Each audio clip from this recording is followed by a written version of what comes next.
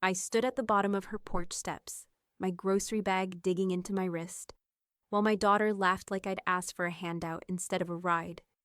"You still go to Food Haven?" she said, her voice sharp and proud, like the word itself was beneath her now.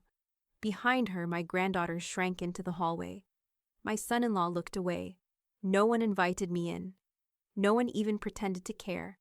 After covering her mortgage, feeding her family, and co-signing her debts, I asked for one ride, and got a laugh that stayed with me longer than any bruise. That day, I walked home in the heat. The next day, I opened the file box. Because if she thought groceries were funny, she hadn't seen the receipt for what she owed me. Wait, before we go any further, I gotta ask, where are you watching from? Drop it in the comments, and don't forget to subscribe. June Carter stood on the edge of her daughter's porch, one foot resting lightly on the bottom step, her hands curled around the strap of her faded canvas shopping bag. She wasn't inside. She hadn't even knocked. She just waited quietly, the same way she had so many other weekends. She only needed a ride to the grocery store. Nothing complicated, just a favor from family. The door opened with a gust of cold air and perfume. Maya stood framed in the doorway, hair pinned, blouse crisp, lips pulled into a smirk that had lost its warmth years ago. "You still go to Food Haven?" Maya laughed, loudly, cruelly, not out of surprise, but disdain. "God, you really are stuck in checkout mode." Across the street, Mrs. Dobbins paused while trimming her hedges. One of the new neighbors looked over from their car, half frozen in the act of unloading dry cleaning. The laugh carried, just far enough. Addie hovered behind Maya in the hallway, backpack over one shoulder, eyes wide. She didn't speak, but the embarrassment on her face was unmistakable, not for her mother, but for June. June didn't flinch. She didn't frown.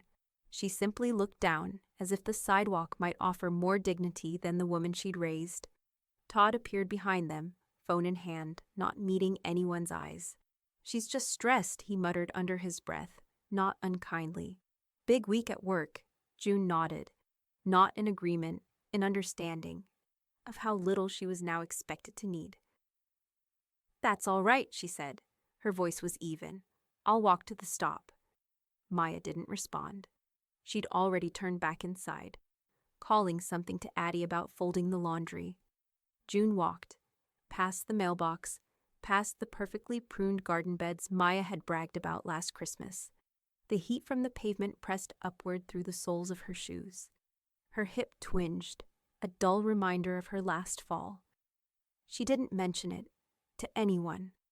By the time she reached the bus stop, the sun had moved behind a cloud, casting Raleigh in that sticky, late afternoon gray. The bench was warm. The air smelled faintly of pine mulch and hot asphalt. A breeze tugged at the strap of her bag, which held coupons, a handwritten list, and a carton of eggs she prayed wouldn't crack on the way back. When the bus pulled up, June climbed aboard without complaint. The driver nodded. No one offered her a seat. She didn't ask. The ride was quiet, but her mind wasn't. She remembered when Maya first asked for help with the mortgage. She'd offered that money without question. The time Todd lost work, groceries, car payment, gas cards. The time Maya's credit card got declined. June covered it, always with a soft smile and the same phrase. That's what mothers do. But mothers also remember.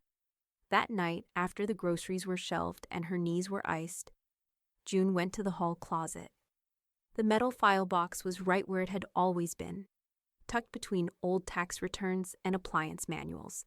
She carried it to the kitchen table and opened it under the yellow glow of the overhead light.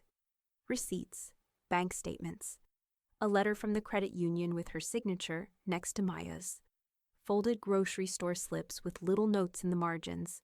For Maya, chicken soup, cough drops, rent money. She pulled out a manila folder, blank on the outside. Then, with deliberate slowness, she wrote a title across the tab. Things she forgot she owed me. She didn't cry. She didn't rage. She filed. Groceries could wait. But this needed documenting. By the time she slid the folder back into the box, Her hands had stopped shaking, and in her chest, something quiet clicked into place. The next morning, the light in June's kitchen came through thin curtains like filtered truth. Soft, but impossible to ignore. Her coffee sat untouched. Her slippers scuffed lightly against the floor as she moved from one cabinet to another, pulling down a tin of papers she hadn't opened in nearly a decade. She placed it on the table like a sacred box. One by one, the records came out. Yellowed envelopes, laminated folders, plastic sleeves with curling corners. Each one held proof, not of generosity, but of memory. What Maya dismissed as forgotten kindness was, in fact, archived. June's hand trembled only once, when she unfolded the letter from 13 years ago. A simple typed statement, notarized and signed in her daughter's youthful handwriting. I, Maya Carter Doyle, acknowledge a loan of $30,000 from June Carter toward the purchase of my first home. The word loan was underlined, not by June, but by Maya herself. Below that letter, clipped neatly to the next page, was the bank transfer receipt, a Tuesday afternoon in March. Down to the penny. She kept going, an old credit card bill, Capital Card Express. Maya's name listed first, June's listed second, co-signer. June remembered every month it came overdue, and every lie Maya used to push it aside. Just temporary, Todd's check got delayed. The balance was never paid. The card was eventually closed, not by the bank, but by June. Another envelope. Grocery store receipts. Food Haven, Trader Mart, even that fancy place Maya swore by for Addie's baby food. Each one paper-clipped, labeled with the date and occasion. One note read, after her surgery, broth, rice, crackers, Tylenol. Another, Todd laid off, family meals. Some had Maya's initials at the bottom. Some had a tiny heart. The smell of old ink and glue filled the room. June didn't cry. Instead, she lined the documents in chronological order across the table, her fingers tapping a slow beat as she calculated interest in her head. It wasn't about money, not really. It was about every time she'd stepped in, and how now, asking for one ride to the grocery store, was met with a laugh that still echoed in her bones. There was a knock at the back door. Lois Ramirez let herself in with a tap of her knuckles and a purse full of sass. She had 2 coffees and a donut bag. One look at the table, and she didn't need to ask. "You're finally going to do it, huh?" she said, setting the bag down. "About damn time." June kept her eyes on the folder she was organizing, then looked up slowly. She laughed at food, she said. "I gave her food for years." Lois slid into the chair opposite her and opened the donut bag. She's always been a little too proud of herself. Like wiping her own nose is a resume bullet point. "I didn't mind giving," June replied. "I minded being erased." The 2 women sat in silence, broken only by the faint sound of distant traffic, and Lois chewing with unapologetic rhythm. A few more receipts slid across the table under June's fingers. She checked dates, stapled some, added handwritten notes to others. She was building something, not just a case, a timeline. The sun had shifted by the time June packed the records into a clean binder, labeled MCD Debt Ledger. She opened her old flip phone and scrolled past Maya's contact, down to a number she'd saved months ago, but never used. Clara Murray, Elder and Civil Legal Services, Raleigh Branch. June pressed call. "Hello?" the receptionist answered, brisk and polite. "I need to schedule a consultation," June said. "Elder financial abuse. Name of the person filing. June Carter. And the defendant?" June hesitated.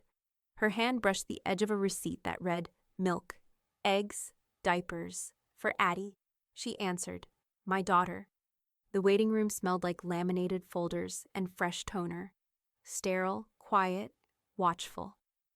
June sat straight-backed in the armless chair, her handbag pressed against her side like a vault. Her folder rested in her lap, sealed with a binder clip so tight it bent the plastic slightly at the edge. When her name was called, she rose with the slow steadiness of someone who refused to rush. even when she'd waited her whole life to be heard. Clara Murray's office overlooked a dull side street downtown. On the walls were black and white portraits of women testifying, standing at podiums, or shaking hands outside courthouses. One photo showed a woman in her 70s, gripping a gavel. June took that in before Clara gestured her to a seat. "Let's start with why you're here," Clara said. Her tone was direct, but not cold. She was the kind of woman who didn't lean forward when she spoke. She didn't have to. June unsnapped the folder and pushed it forward. "I want to file a civil suit," she said, "against my daughter." Clara blinked once, then opened the binder and flipped past the index. There were spreadsheets, receipts, signatures, letters, bank transfers, and personal notes, all time-stamped and in order. "Do you have everything in writing?" Clara asked. Glancing at the neat tabs, June didn't answer immediately. Instead, she pulled out a USB drive from her purse and placed it beside the papers. "And backups," she said. "Digital copies, all organized by year." Clara let out a quiet exhale, not of pity, but of professional surprise.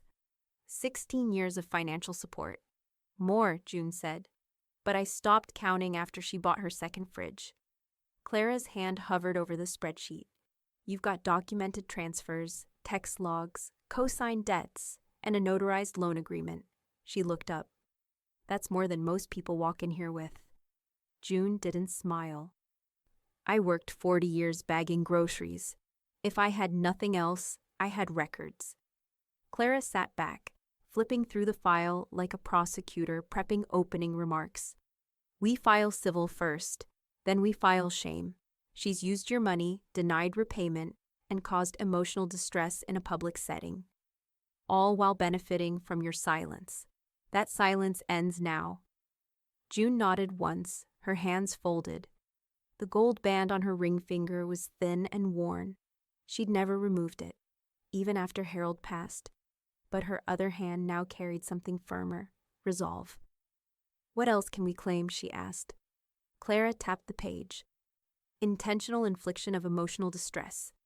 Based on the public ridicule, financial entanglement, and personal strain. There's precedent. And enough of a paper trail to walk this straight into court without blinking." "I want it public," June said. Her voice was quiet but flat. "I want it filed where people can find it." Clara didn't flinch. "Oh, it will be."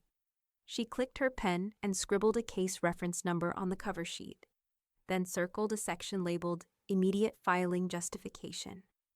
As June watched, she felt no fear. Only the strange sense of reclamation, like digging up a tree root that had poisoned the yard and finally pulling the last tangle free. Later that afternoon, June returned home to the silence of her kitchen. She poured herself half a glass of orange juice and sat with the folder now tucked into the drawer where the old grocery coupons used to go. Outside, the wind rustled through the trees lining the back fence. Lois appeared at the door, holding her usual grocery tote and a skeptical brow. "Well?" Lois asked, stepping inside. June looked at her neighbor, then opened the drawer just enough to show the folder inside. "You sure you want to do this?" Lois asked. June stared out the window for a moment, her eyes catching the sunlight bouncing off a parked car across the street. Maya's, still gleaming, still spotless, still unaware. "I'm not sure," June said softly. "I'm already doing it." The envelope arrived on a Thursday morning, certified, thick, and official enough to silence Maya mid-scroll on her phone. The mail carrier didn't smile, just asked for her signature and handed it over like a summons. Because that's exactly what it was. The flap tore unevenly as she opened it in her pristine kitchen, sunlight slanting across the island countertop like a spotlight. Inside, a civil suit, her full name in bold. The charges: repayment of personal loans, damages, and intentional infliction of emotional distress. Her eyes skimmed down the page, but her hand had already started trembling. The filing date was 3 days ago. Her mother hadn't even hinted. Her name now lived on the public docket of Wake County Court, just beneath a case involving a landlord and a broken lease, but far above her threshold for humiliation. She called Todd into the kitchen and wordlessly handed him the letter. He read slowly, jaw tightening. But when he finished, he didn't speak. He didn't look at her either. He just set it down, face down, like the paper itself might burn if left too long in the open. Her phone rang. She didn't even need to check the caller ID. "Mom, what the hell is this?" There was a pause, a short one. Then June's voice, low and unmistakably calm. "Just a grocery list." The line went dead. Maya lowered the phone, her pulse pounding in her ears. Outside, her neighbor across the cul-de-sac stood watering his lawn, eyeing the envelope still clutched in her hand. The curtain in the townhouse next door shifted. Subtle, but not subtle enough. She was seen. The next day, a digital copy of the court filing hit the clerk's online records. Anyone with a keyboard could find it, and by afternoon, 2 people already had. At 3:41 p.m., Lois forwarded the link to the HOA Community Board's Neighborhood Watch email chain. Subject: something worth reading. No commentary, just the link. At 4:03 p.m., Addie caught the tail end of her parents whispering in the kitchen. The letter sat between them, now crumpled at the edges. "Is Grandma suing you?" she asked quietly, wide-eyed. Maya didn't answer. Todd turned away. Meanwhile, June sat at her own kitchen table, watching the dryer cycle spin and hum in the other room. Her hands rested over a yellow legal pad, untouched now that the real work had begun. Clara had already drafted and filed the motion to seize discovery, access to financial records, bank transfers, joint account history, and gift documentation going back nearly 2 decades. Clara's voice had been steady that morning. "We'll pull everything she didn't think you remembered, and everything she hoped no one else would see." June hadn't smiled, but she had nodded once. On Sunday, Maya opened her work email from the couch, hoping to bury herself in next week's onboarding agenda. Instead, the subject line hit like a slap. Subpoena. Employee records request. Maya Carter Doyle. The sender was HR Compliance. Attached was a scanned court document. Her workplace had been pulled into the case. June's legal team had requested all employment records tied to family leave claims, benefit justifications, and dependent assistance she'd received over the last 5 years. The firm was complying. Her breath caught. The room seemed to shrink. She yelled for Todd, but when he walked in, she could already tell. He'd read it too. She wanted to cry, to scream, to throw the laptop or accuse someone or plead that this was unfair. But she couldn't think of a word that would undo a court filing. And the worst part wasn't the envelope, or the silence in her house, or even the stares that were starting to come from the sidewalk. It was knowing that whatever came next, subpoenas, hearings, public judgment, it had already begun. And her mother hadn't even needed to knock on her door to do it. Maya sat stiffly at her desk, eyes flicking between her inbox and the clock. When the message arrived, it didn't even ping, just slid in quietly, subject line clear and cruel. Response to subpoena request. Carter Doyle HR file. Attached were 23 pages of scanned records. All neatly time-stamped, all damning. Her breath hitched as she scrolled. There it was, the note she'd written 2 years ago, claiming emergency family care leave for her mother. Then another, same reason. 3 in total, each one citing June by name. June, who hadn't seen a ride to the grocery store since Maya's graduation from HR conferences, became more frequent than Sunday visits. At the bottom of the message, the HR manager added a line. Documents delivered under court order. Please be advised your use of family leave is under review. The screen blurred. She blinked too hard. Her mouse slipped. Maya backed out of the email and sat there, listening to the hum of the office's climate control system and the low murmur of coworkers chatting 3 cubicles away. No one knew, yet, but the floor already felt thinner beneath her. Across town, June sat at her dining table, glasses on, laptop open. The document was uploaded now. publicly listed in the case docket under Amendment A, Employment Misrepresentation Evidence. She didn't add commentary, didn't attach a caption, didn't even title the post when she shared it anonymously to the local neighborhood Facebook group. Lois, however, had other plans. She took the screenshot and forwarded it to the HOA email list. Her subject line said enough. Elder support is not optional, neither is honesty. By sundown, the streetlights blinked on across Maplewick Drive, and the whispers had already begun. Not loud, not cruel, just curious enough to sting. Inside the Doyle house, Maya closed her laptop and stared at the wall. "They're painting me like I'm some kind of thief," she whispered. Todd, folding laundry at the edge of the bed, didn't look up. "Are you?" he asked softly. Maya turned sharply. "What's that supposed to mean?" He paused, then shrugged. "You said you took time off for your mom. Did you?" Silence filled the room, thick and unbreathable.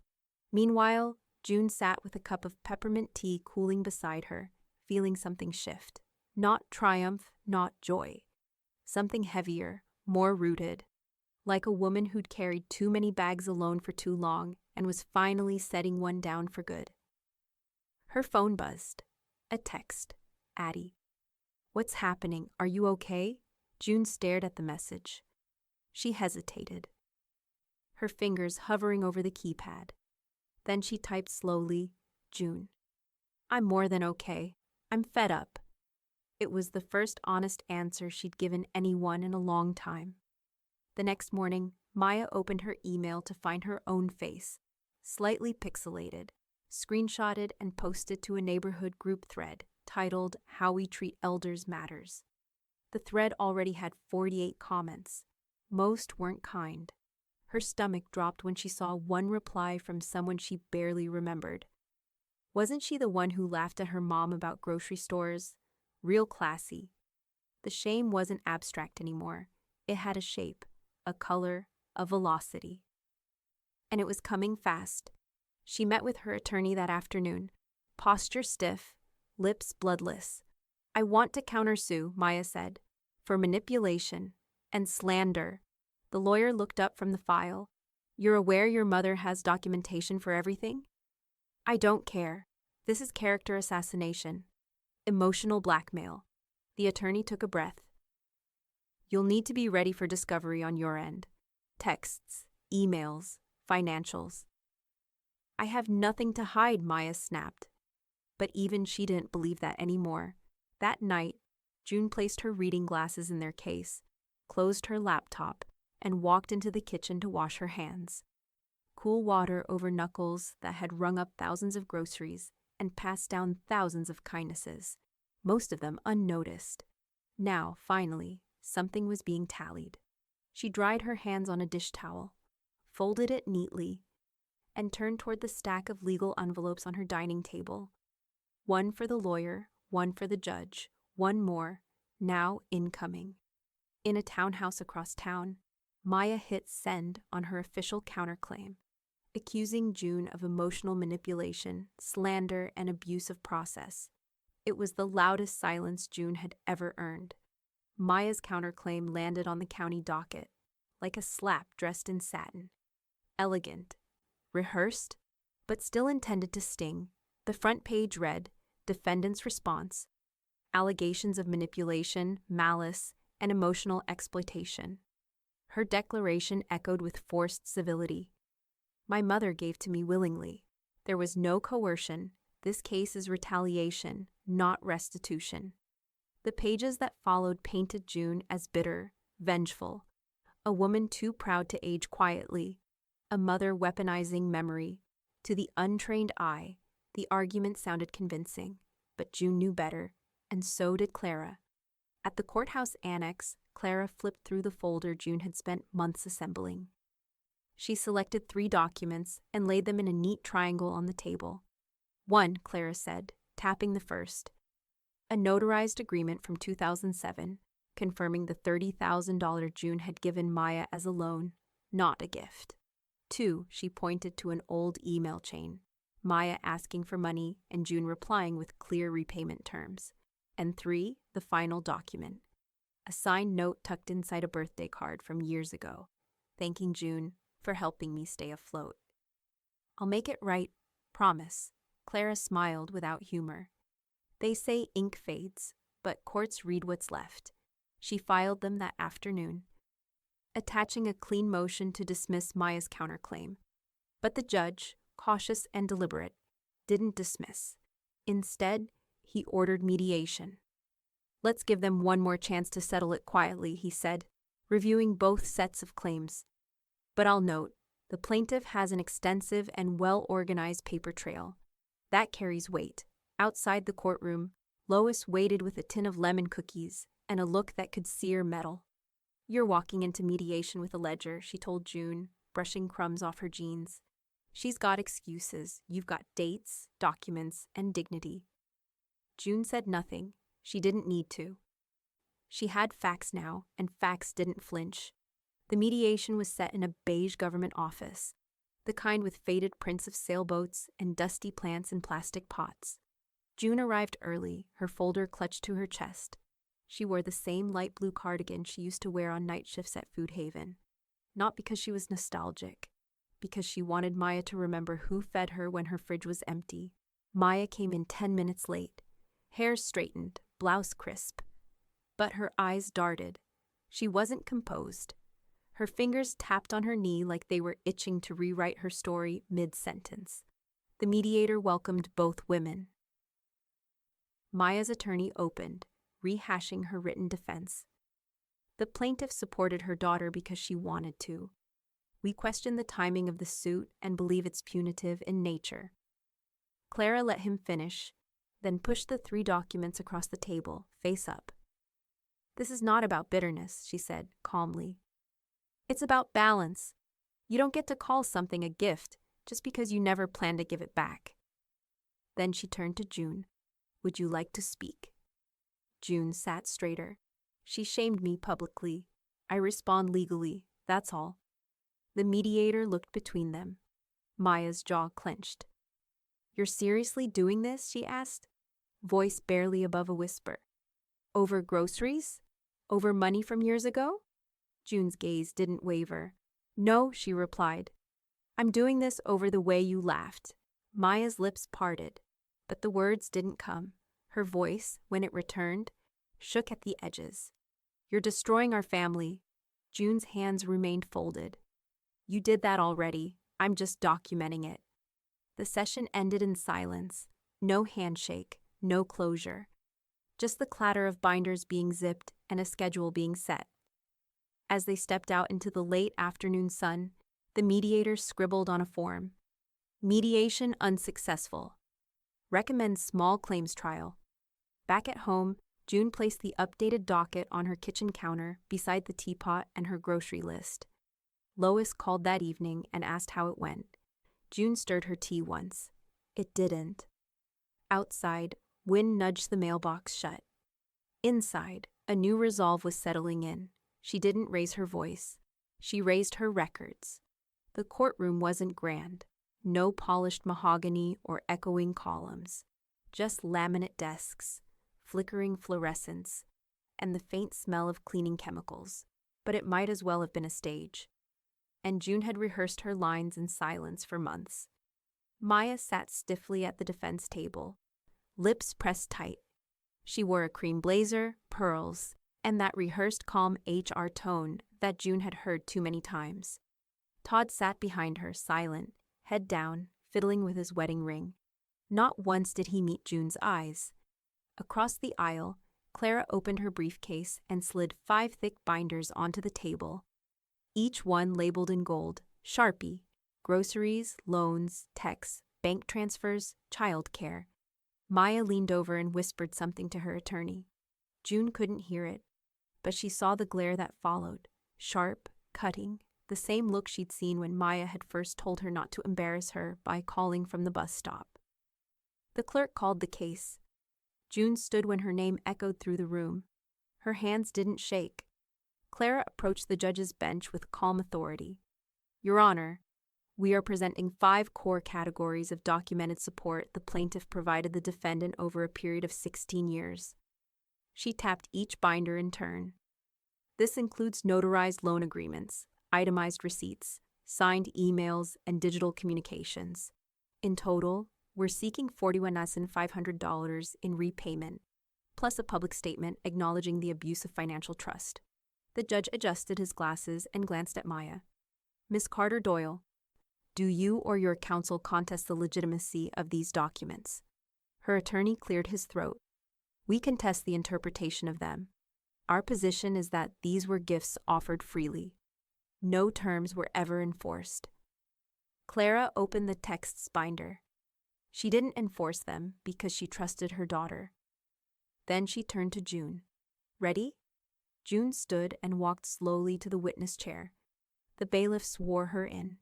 She answered each question with quiet certainty, her voice soft but sure. I bought groceries every week for her family the year Todd lost work. She said she'd pay me back.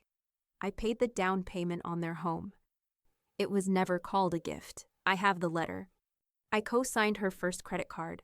She stopped paying, and the bank chased me for it. And when she laughed at me, June added, I realized I'd been feeding the same mouth that had no problem mocking mine. The judge watched her closely. You say she laughed at you. Can you explain? June turned toward Maya, but didn't speak to her. I asked for a ride to the grocery store. She stood on her porch and laughed like I'd asked for her kidney. In front of her neighbors, in front of my granddaughter. A long pause followed. Maya shifted in her seat. Clara finished the examination and sat. The defense attorney tried to cast doubt, asking if June had ever forgiven loans in the past or called her support a mother's duty. June didn't flinch. I forgave a lot of things, she said, but not that laugh. After closing arguments, the judge leaned back, flipping slowly through the binders. This appears highly organized and deliberate, he finally said. Then he looked at Maya. And frankly, Miss Carter Doyle, so does the plaintiff's support over the years. I see no indication of malicious intent. Only a daughter who took without returning, and a mother who kept every receipt. He cleared his throat. Partial judgment in favor of the plaintiff. $41,500, payable within 90 days. Additionally, the court orders the defendant to submit a written public statement acknowledging financial reliance and apology for emotional harm. Maya's jaw clenched. Behind her, Todd finally raised his head, but only to look at the door. The apology came in a white envelope with no return address, postmarked from downtown Raleigh. Clara opened it first to verify it met the court's requirements. One typed page, 4 hollow paragraphs, signed and dated by Maya Carter Doyle. June sat at her kitchen table, reading glasses low on her nose. The folded letter spread flat beside her tea. The words were clean, neat, careful. I acknowledge the financial support I received from my mother, June Carter, over the years. I regret any public embarrassment caused by my past remarks. I apologize for the emotional harm. It was polished enough for an HR handbook, but the ink didn't reach the paper's fibers. Not really. Still, Clara had it scanned and uploaded to the small website she had set up for June's case, titled simply, Carter v. Carter Doyle, A Public Reckoning. One click and the statement was live. Less than 6 hours later, the comments began. Wait, this is Maya from the HOA board? She did what to her own mom? There's a whole website with evidence. The local Facebook group lit up like dry leaves under a magnifying glass. June didn't respond to any of it. She didn't even have an account. But Lois read every line aloud as if narrating a court drama, snorting between posts. By Tuesday, Maya was placed on administrative leave from her job. The message had arrived in her inbox with the subject line, Pending Character Review. June imagined her opening it, reading it alone in that corner office, the same one she once bragged about hosting Team Wine Fridays in. Now, it was probably cold, hollow, like the letter she'd sent. Lois showed up that afternoon with a Tupperware full of muffins. Cinnamon apple, the kind June used to bring to their shifts at Food Haven. Tell me you're saving one of these for the history books, Lois said, sliding the container onto the counter. Because this is justice, you can frost. June actually laughed. A real laugh, not the brittle exhale she'd gotten used to. It shook something loose in her chest, and for a second, the kitchen didn't feel like a place she'd been shrinking in. It felt claimed. Later that evening, her phone buzzed with a name she hadn't expected again so soon. Addie. Grandma. I'm sorry, June stared at the screen. Her fingers hovered over the keyboard. June, you didn't laugh. The typing dots blinked for nearly a minute, then disappeared. She set the phone down and turned to her files, opening the cabinet where the original court documents were now neatly stacked beside Clara's final filings. It was done, or at least mostly. There would still be whispers, murmurs, and maybe more pushback. But a part of her, the part that had silently carried bag after bag of groceries into Maya's kitchen, finally felt light. Outside, dusk had started to pour blue and silver across the street. Porch lights flicked on. Somewhere down the block, a wind chime sang once. Then, a knock. June turned, slow. Another knock, lighter this time. Not urgent, familiar. She opened the door. There stood Addie, backpack slung over one shoulder, hands clasped awkwardly in front of her. Her hair was tied up in a loose bun, her shoes muddy, and her expression somewhere between scared and hopeful. I didn't tell them I was coming, Addie said quietly. I just needed to. June didn't answer right away. She stepped aside, just a little, not enough to invite her in, but enough to say she was still listening, and Addie stepped forward, crossing the threshold without a word. Addie stood at the edge of June's porch like she wasn't sure if the house would bite her. Shoulders squared but nervous, cheeks flushed from either the walk or the weight of what she was carrying, and not just the backpack. I don't want to be them, she said, before June could say a word. Her voice cracked, and then she cleared her throat, trying again. I needed to come. June opened the screen door slowly. She hadn't opened it for anyone without paperwork in months. The porch creaked beneath Addie's feet. They stared at each other a moment, one with all the silence she'd earned, the other with all the apology she hadn't learned how to say yet. June stepped back and let her in. Inside, the house smelled faintly of lemon oil and aging wood. Addie dropped her bag near the door and followed her grandmother into the kitchen, where the late afternoon light pooled across the linoleum floor in wide gold streaks. June didn't ask questions. She pulled a carton of eggs from the fridge and a bag of flour from the pantry. Dinner, she asked, her back to Addie. Can I help? Addie asked softly. They made dumplings together, messy, uneven ones.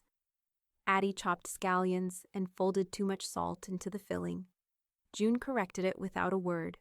They worked in rhythm, quiet but not tense. A flick of dough on the counter, a kettle warming on the stove. The kind of silence that wasn't punishment, just healing. She's mad I'm here, Addie said eventually, eyes on the cutting board. My mom. She said it's manipulation, that you're using me. June didn't look up. She pressed her thumb along the edge of a wrapper, sealing it shut. You walked here. That's not how manipulation works. Addie blinked fast, then smiled, just barely. I remembered all the grocery runs you used to take me on when I was little. You'd get those awful plastic cookies, the pink ones. They were 2 for $1, June replied. You liked them. I did, Addie said. And you always let me carry the coupons like they were currency. June chuckled once. They were. After dinner, they washed the dishes together. June handed her a towel, and Addie dried each plate like it mattered. Then, as the sky outside shifted into violet, they moved to the small sunroom. A can of off-white paint waited beside 2 brushes and a drop cloth June had never gotten around to. Addie peeled the lid back. Want help with these shelves? The first coat went on sloppy. Too much paint, streaks across the grain. June didn't correct it. Addie adjusted on her own, learning as she went. Afterward, they refilled the fridge, real food this time, not the single-serve meals June had defaulted to. Addie stacked apples into the drawer and arranged cheese sticks in a neat row. June placed a carton of soup on the top shelf and smiled faintly when Addie added a second one, wordless but in sync. That night, June sat at her desk. The desk lamp hummed. The pen in her hand hovered over thick, official paper, a legacy addendum. She'd already removed Maya from the letter, made her decisions, but now she wrote a new clause, a new name, Addie Carter Doyle. Clara would hold it. Nothing immediate, no promises now that could be used later, but the intent was there, quiet, firm, real. The front window caught a flash of headlights, slow and unmistakable. June leaned slightly, just enough to see the silver SUV crawling past the curb. Maya's car. It didn't stop. Didn't even roll down the window. Addie stood beside June now, watching it disappear down the street. She doesn't know how to lose gracefully, Addie said. Not bitter, just true. She never learned how to earn anything without conditions, June replied. The light from the street lamps hit the fresh white paint on the shelves. It gleamed. The air was still in the study that morning. June sat at the old writing desk, its finish dulled from years of ink smudges and tea rings. Her hand hovered above the last line of the revised will. A clean blue pen poised over her full name. Everything else was ready. Her estate, her house, her holdings. But the line that mattered most was bold, specific, and final. Maya Carter Doyle, excluded. Irrevocably. The pen touched paper with the weight of a generation behind it. Not anger anymore, not even grief, just resolve, clean and sharp like fresh-cut cloth. Outside, Addie was in the backyard, pulling weeds from between the stone walkway. Her sneakers were stained with dirt, and her earbuds dangled, silent. June watched her through the window for a moment before turning back to the paperwork. She filed it into a leather folder labeled Legacy Final. Next came the trust paperwork Clara had prepped. June flipped to the page titled Supplemental Distribution, Grocery Relief Fund. The name printed in serif font made her smile. The June Bag, a community grocery credit program. Monthly allotments for low-income mothers administered anonymously. Clara had found a way to structure it through the estate, shielded from court interference. It would outlive them all, quiet dignity in brown paper bags. June scribbled the details one more time in her notebook. Names, routing numbers, beneficiaries. Then she clicked the recorder. September 19th. I am June Evelyn Carter, of sound mind. I created this to protect what Maya once mocked, what she refused to carry. This is mine. The camera blinked red, steady. The trust listed Addie as a future beneficiary, with structured access beginning at age 25. Until then, Clara would serve as trustee, with built-in restrictions to protect Addie from the kind of people who played nice only until they got the check. Later that afternoon, June found a note tucked under the sugar jar. It was scribbled on an old grocery receipt. Dates and prices barely visible behind the ink. Thank you for not giving up on me. A. June folded it neatly and slipped it into the same folder as the legacy letter. That evening, they sat on the back steps eating blueberry yogurt from plastic cups. The sunset was soft and dull, a hazy peach smudge across the sky. Addie leaned her head gently against June's shoulder. I think I'm going to apply for the library internship, she murmured. June nodded. Sounds right, Addie looked up. Even if she doesn't like it? She doesn't have to like it, June said. She didn't earn the right to shape you. Addie blinked once, and June could feel the tension she still carried, not all of it hers. I didn't give up on you, June added, voice even. I gave up on her. The wind picked up slightly, rustling the nearby chimes. June stood and turned toward the kitchen, her joints slow but sure. She paused only once, to run her fingers over the note Addie left, still in her pocket. 2 streets away, in a stucco-sided office complex, a courier dropped an envelope into a clear bin marked Payroll, Urgent. Inside was a wage garnishment notice, bearing Maya Carter Doyle's name in block letters. It cited case number 34992CV and included a summary of restitution amounts due, month by month, until the judgment was fully repaid. Her hands would now feed the fund she once laughed at. Quietly, reluctantly, legally. By the time Maya opened the notice the next day, her signature was already on the digital confirmation, processed by the payroll department before lunch. June, meanwhile, was slicing strawberries for Addie's breakfast, sunlight hitting the counter in warm strips. She didn't need to check the mail. She knew it had begun. The envelope was pale blue, marked Direct Deposit Adjustment. Maya stared at it in the HR inbox for 10 full seconds before clicking it open. A single line in bold read, Garnishment, Plaintiff, June Evelyn Carter. Amount $397.20. Deducted. Effective immediately. In her office, fluorescent lights buzzed overhead like static. Maya clenched her jaw. Her reflection in the dark computer monitor was colder than she expected. No fury, just the hollow stare of someone who'd been caught mid-sneer. Across town, June stepped into her credit union with a check already endorsed. She wore her soft lavender cardigan, the one Addie had complimented last week, and her canvas grocery bag held only two things: her ledger and the first restitution check. The teller, a young man with warm eyes, glanced at the name printed on the check. "Would you like this in your main account?" June gave a single nod. "Transfer to the foundation account, please. Under June Bag." He smiled politely, unaware of the storm behind the quiet. She watched the transaction complete with an eerie sense of finality, like the first click of a ratchet strap tightening around a load someone once dropped on her shoulders. That evening, June posted a donation update on the foundation's website. No signature, no bragging, just a note. "One family's change can feed many. Thank you for supporting the June Bag. It spread faster than expected." The local PTA shared it. So did the county librarian.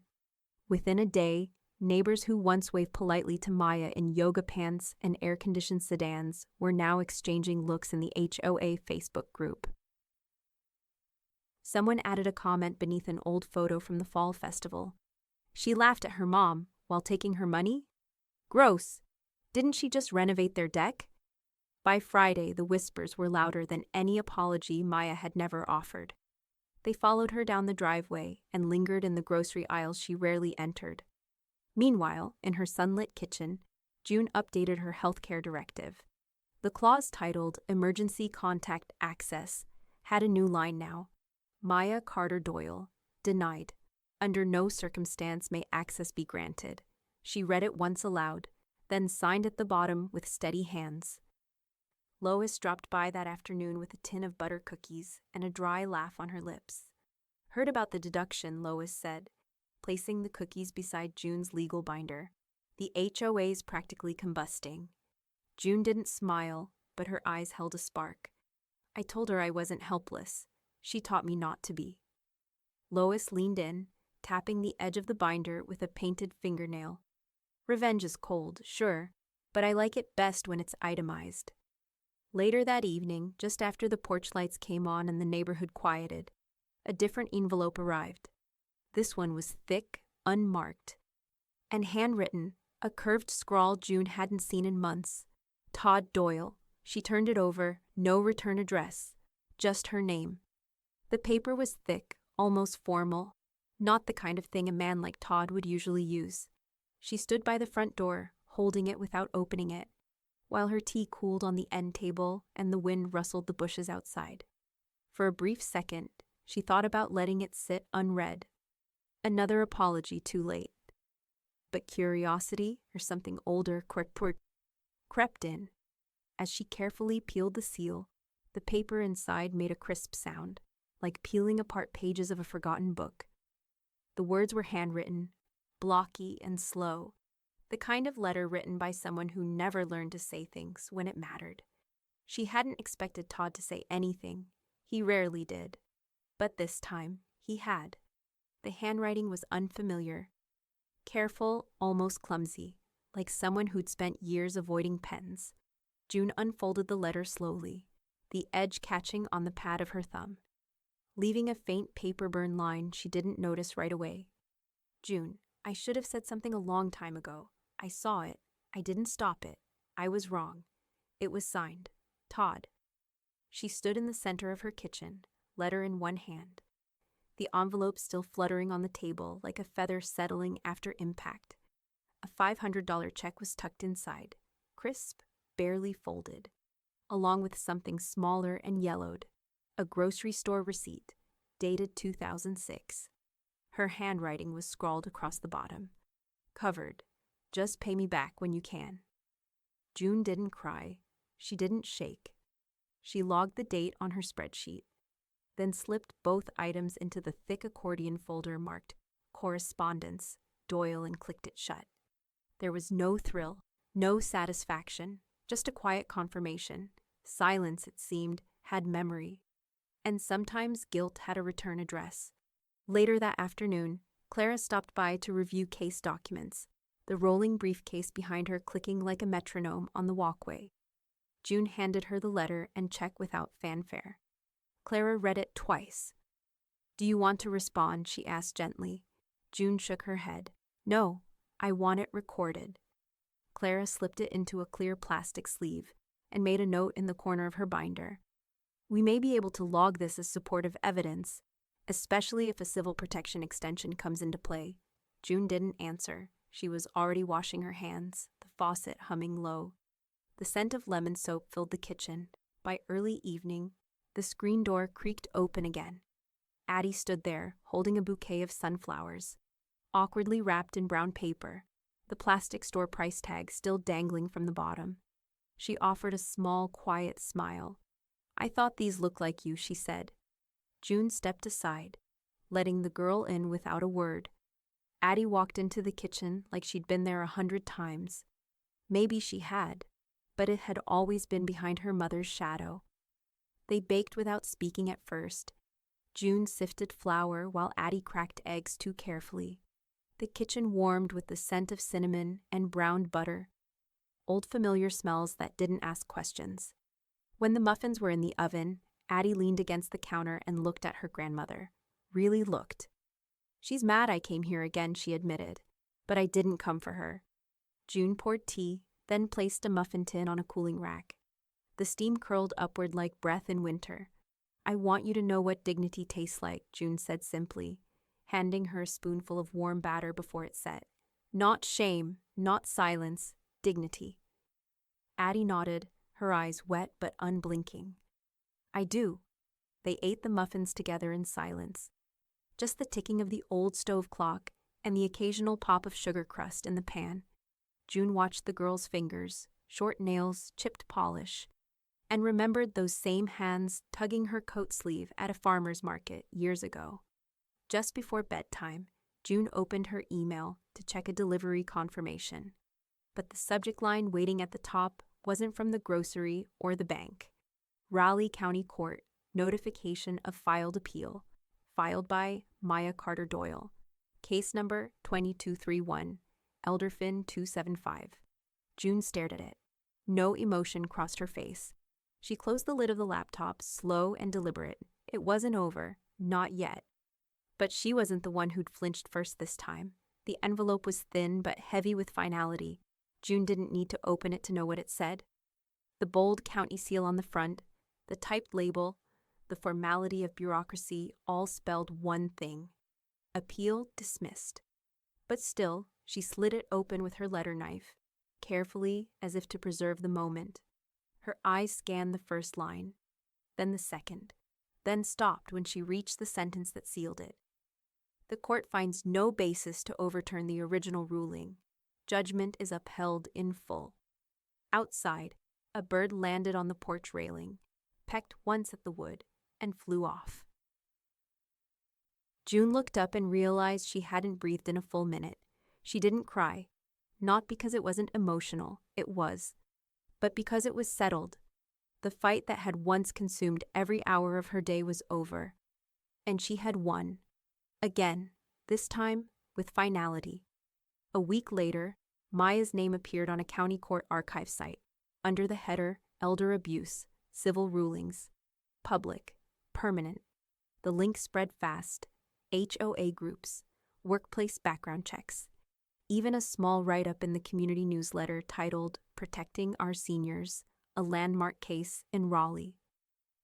June didn't share it herself, but she saw it reposted in the local Facebook group. The comments underneath buzzed like flies on fruit.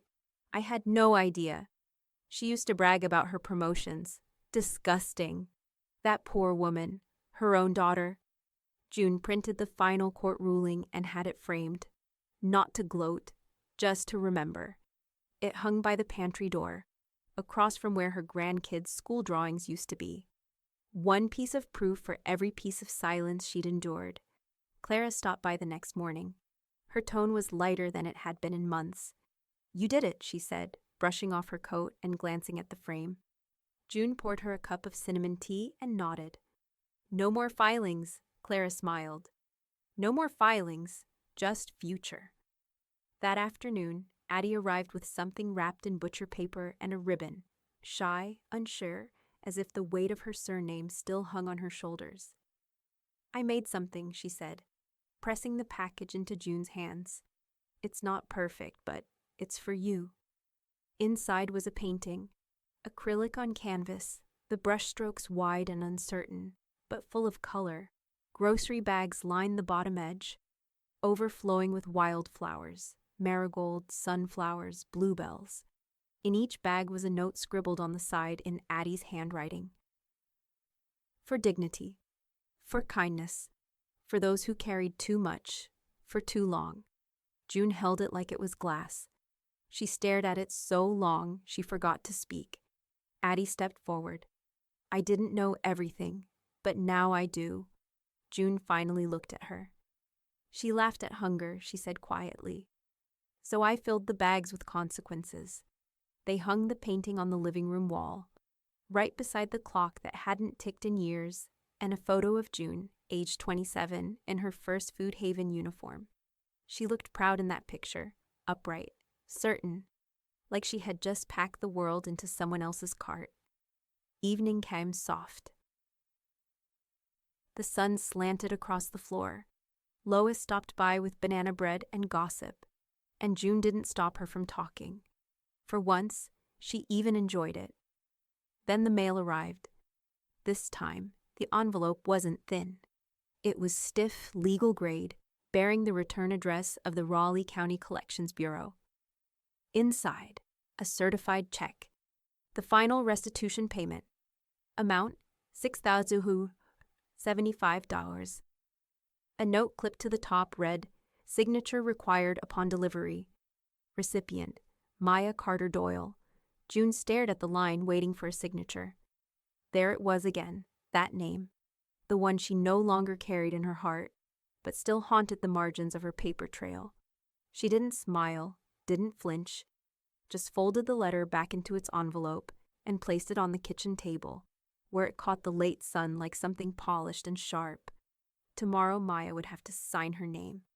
Not for pride, not for family, but for debt, for consequence. And June would be waiting on the other side of that silence, with ink, paper, and the full weight of memory.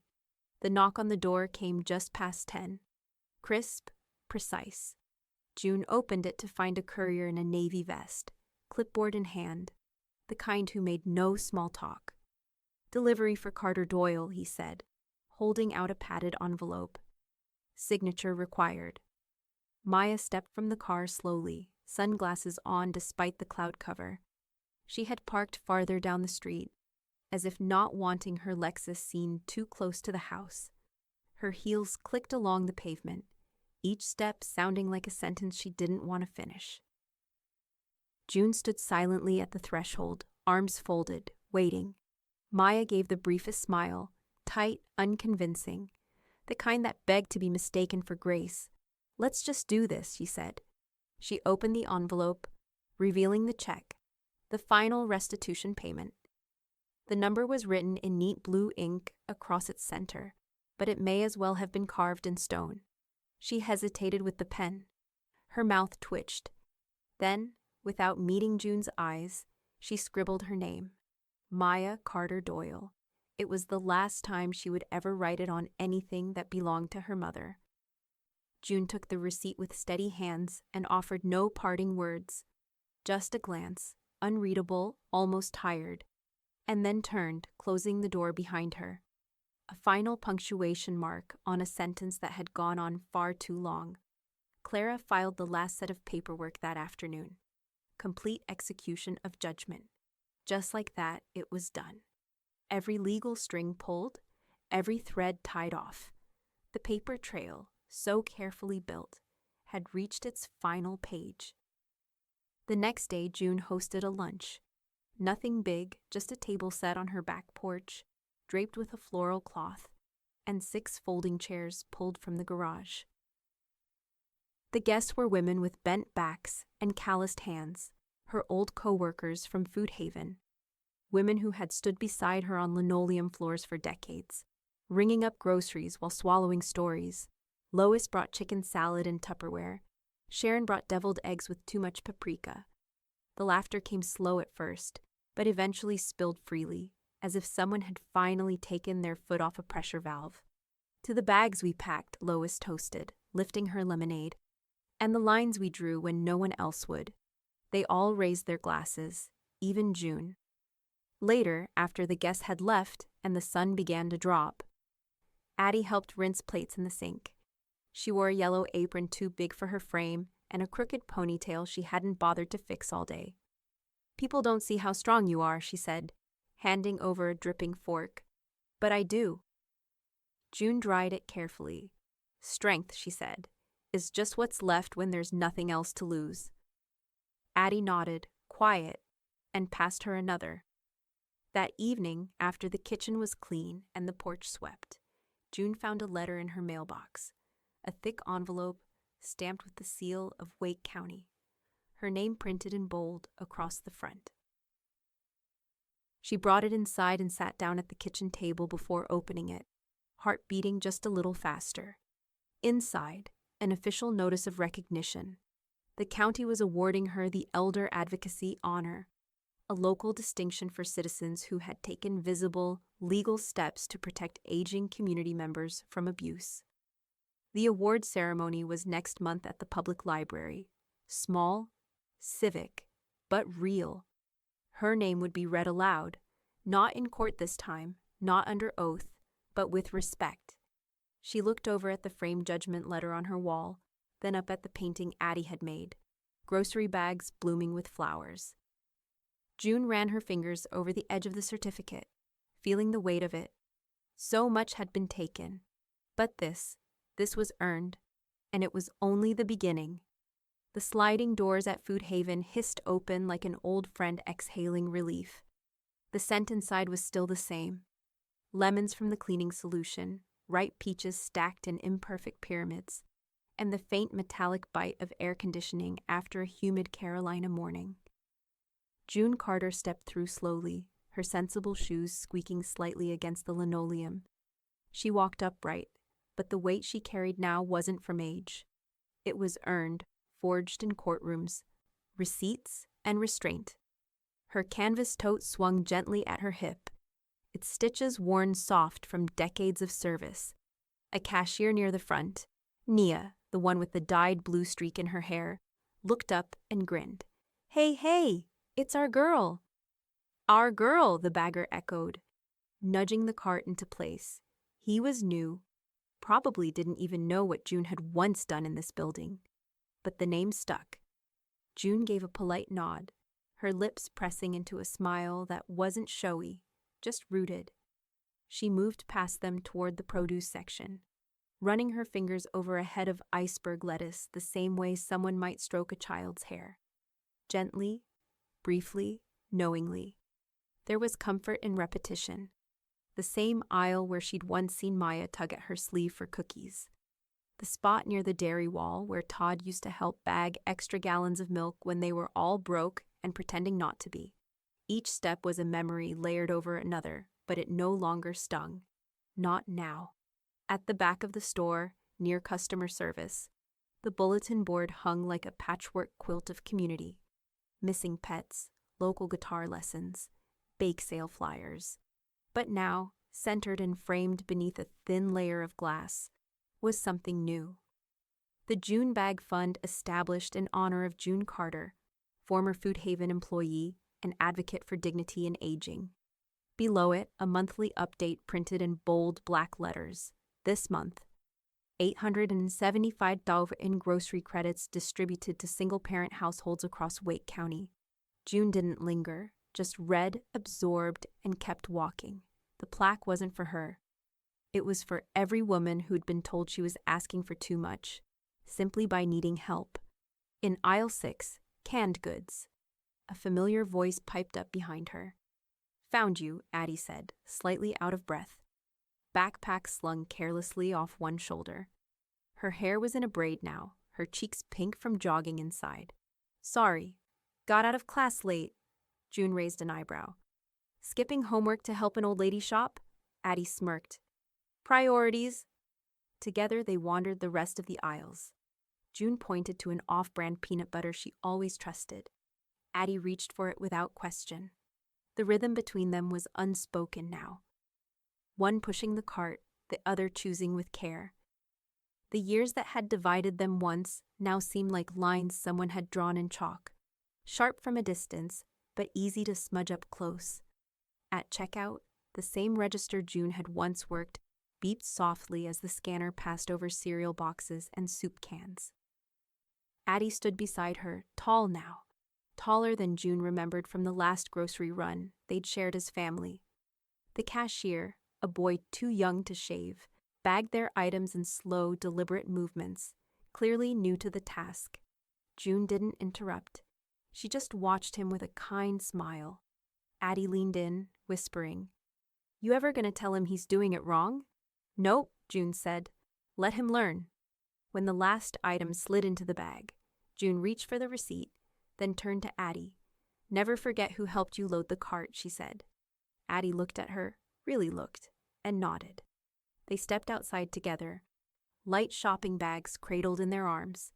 The sun was out now, cutting through the clouds, casting long shadows ahead of them on the sidewalk. Behind them, the automatic doors closed again with a hush. June adjusted her tote, the corners of her mouth rising just a little as she walked forward beside her granddaughter. No fanfare, no audience, just the quiet echo of everything she'd done and unspoken grace in the air.